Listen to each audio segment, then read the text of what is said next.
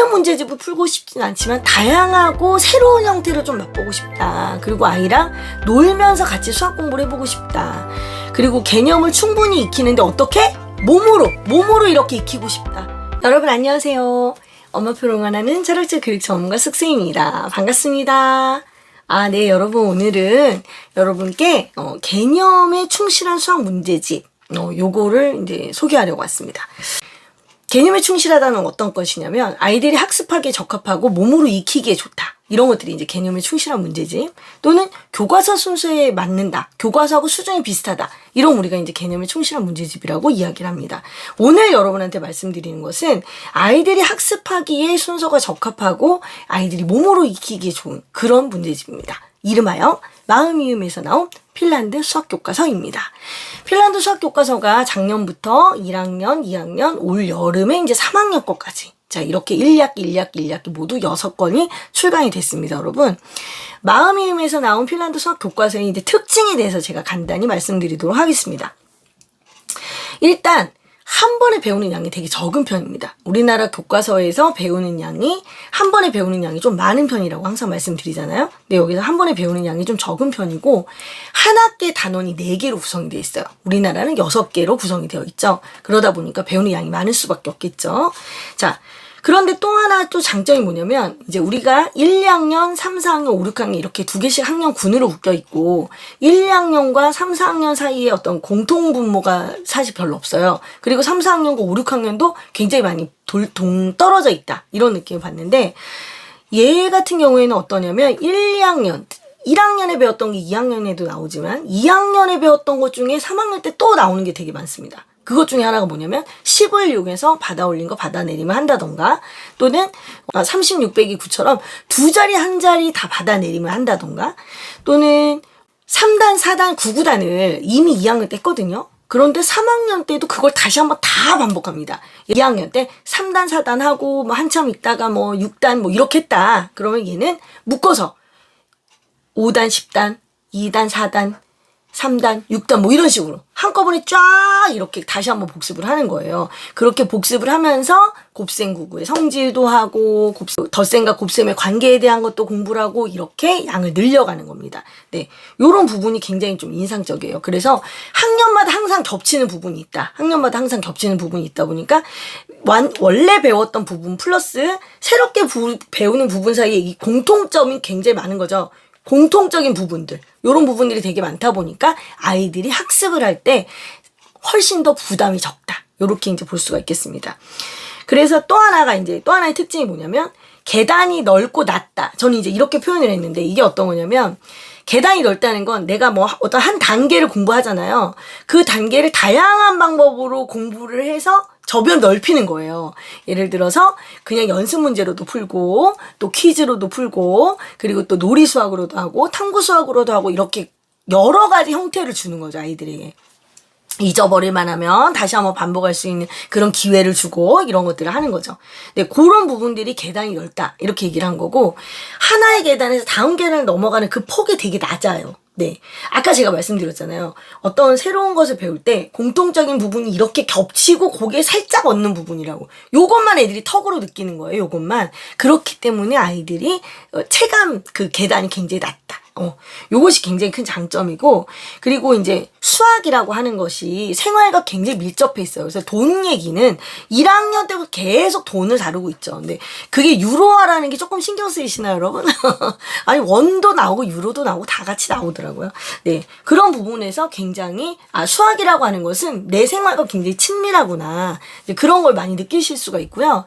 사파도 보면 되게 자연 친화적인 그런 부분들이 있어요. 핀란드라는 나라 자체가 자연과 굉장히 친화적인 나라고 그래서 내 삶의 어떤 주변 환경과 이걸 연결하기 위한 그런 노력들 그런 것들이 굉장히 많다고 보여집니다. 여러분. 그리고 개념 설명을 되게 간단하게 해요. 개념 설명을 뭐 엄청 구구절절히 하지 않습니다. 간단하게 하고 나머지는 자잘한 것들을 가지고 그것들을 연습해보는 그런 시간들이 되게 많죠. 네. 그리고 또 하나의 특징이 있습니다. 어떤 거냐면 이 또래끼리 학습하는 그런 경우 그래서 친구가 친구를 알려준다거나 또는 형이 동생을 알려준다던가 이런 것들이 굉장히 자연스럽습니다. 또래 문화가 되게 자연스럽고 교구를 이용해서 놀이학습을 한다던가 또는 탐구학습을 한다던가 이렇게 하려면 어떻게 해야 돼요? 말을 해야 되겠죠. 그래서 수학적인 의사소통이 굉장히 활발한 그런 교과서입니다.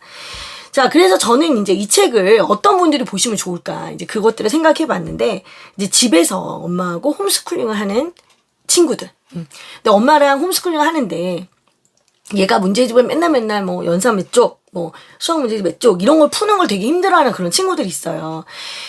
5학년, 6학년 정도가 되면은 그래도 당연히 문제집이라는 걸 푼다. 이렇게 좀 생각을 하는데 아이들이 아직 초등학교 저학년에서 이제 중학년 넘어가는 그런 친구들 같은 경우에는 정해진 시간에 문제집을 푸는 것도 사실 별로 안 좋아하고 학교에서 다 배운 건데 내가 왜 이걸 또 해야 돼? 이런 것 때문에 되게 거부하는 그런 친구들도 있고요. 그냥 단순한 반복 자체를 굉장히 싫어하는 아이들이 있어요. 그런 친구들에게 굉장히 적합한 그런 문제집이라고 볼 수 있습니다. 그래서 엄마가 확인하기에도 너무 어렵지 않고, 그리고 아이도 틀린 거를 다시 한번 고칠 때 너무 머리를 쓰지 않아도 되는 이제 그런 류의 문제라고 볼 수 있습니다. 그럼 어떤 분들은 그렇죠.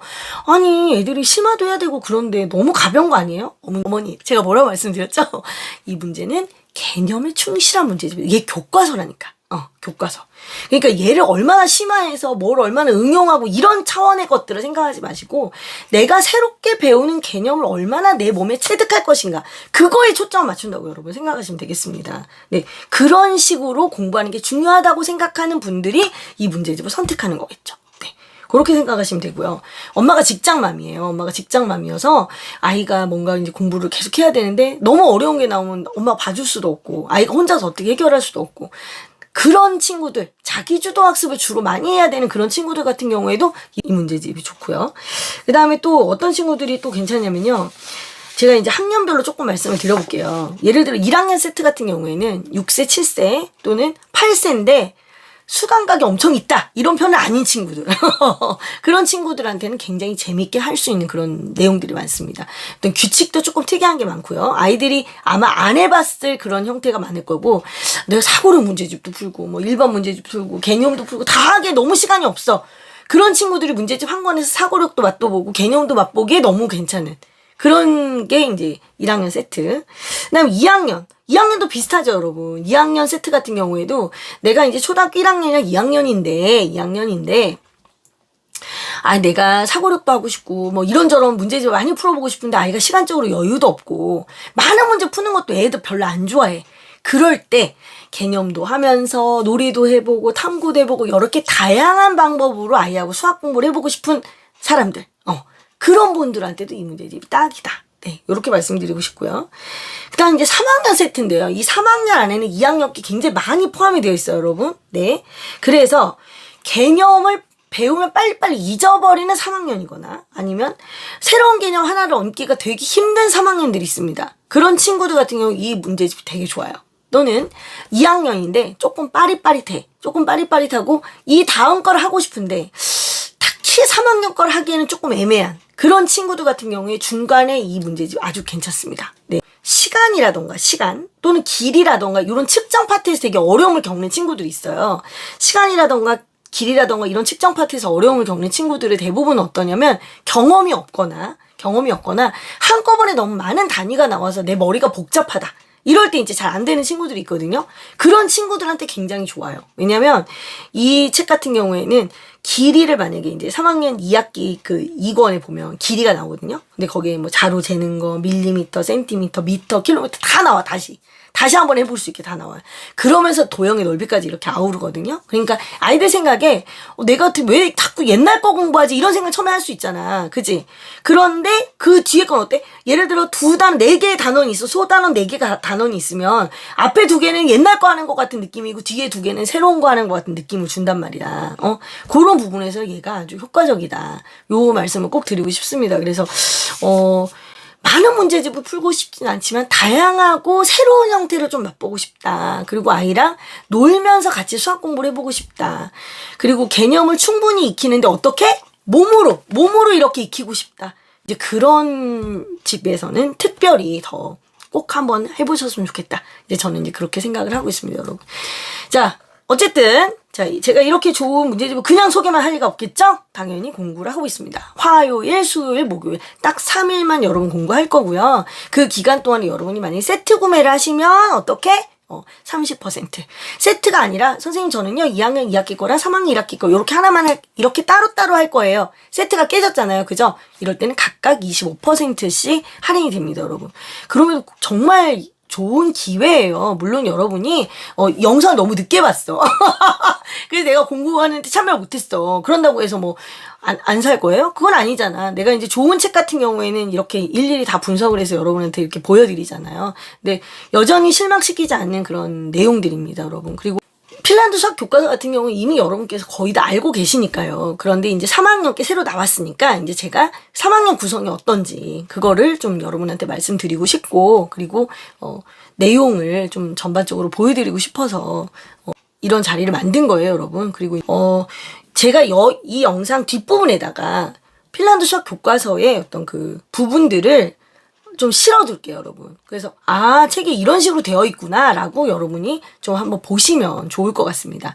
제가 오늘 영상 올라가는 날 화요일이에요, 여러분. 화요일 밤에 라방에서 또 여러분과 함께 도형 이야기 한번 나눠보도록 하겠습니다.